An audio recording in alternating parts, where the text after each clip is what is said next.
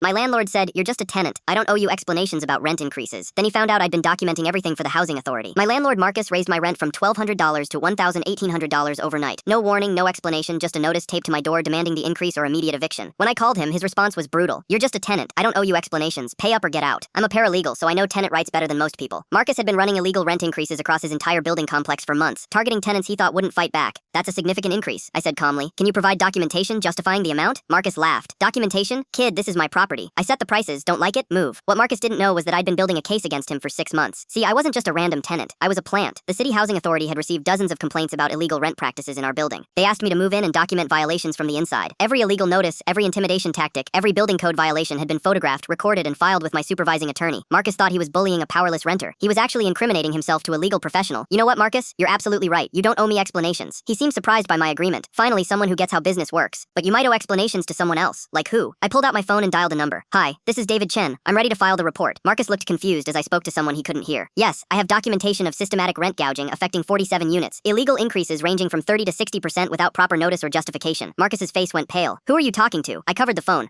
"The housing authority. I've been working with them for 6 months documenting your illegal practices." "That's impossible. You're just a tenant." "Actually, I'm a paralegal specializing in tenant rights law. This building has been under investigation since February." Marcus tried to grab my phone. "You can't record me without consent. Check your lease agreements. Section 12. You consented to monitoring for legal compliance when you rented to me." He frantically pulled out his copy of the lease, probably reading it for the first time. "This says the unit may be subject to housing authority oversight," he whispered. "Congratulations, you just admitted to illegal rent practices on a recorded line." The next morning, housing authority investigators arrived with court orders. They found violations in 47 units, affecting over 120 tenants who'd been illegally overcharged a combined $89,000 over 8 months. And Marcus was ordered to refund every illegal increase plus penalties. His property management license was suspended pending a full investigation. But the real kicker came 2 weeks later when he showed up at my door. "I'll drop your rent back to $1,200 if you make this go away," he begged. "Marcus, I never actually lived here. This was a month-to-month investigation lease." His face crumpled. "Investigation lease? The housing authority rented this unit specifically to build a case against you. I've been documenting violations as my day job. So you're not even a real tenant? I'm a real paralegal who specializes in landlord fraud cases. You've been my case study for 6 months." Marcus slumped against my doorframe. "How much trouble am I in?" "Well, systematic rent gouging across multiple units, failure to provide proper notice, intimidation tactics, building code violations. Probably looking at criminal charges plus civil penalties around $200,000. $200,000 plus attorney fees for the tenant class action lawsuit being filed Monday." Marcus started crying. Actually crying. I didn't know the laws were so strict. Ignorance isn't a defense when you're taking people's homes over illegal rent increases. The class action settlement was finalized last month. Marcus lost his property management license permanently and had to sell the building to pay damages. Every tenant received full refunds plus compensation for emotional distress. I'm now working on 3 similar cases across the city. Turns out there are a lot of landlords who think tenants don't know their rights. My business card reads tenant rights paralegal, now instead of investigative renter. Sometimes justice takes months of careful documentation, but watching a predatory landlord realize he's been confessing to crimes for half a year makes every fake lease payment worth it. Marcus is selling insurance now. I heard from a former tenant that he actually follows the rules these days.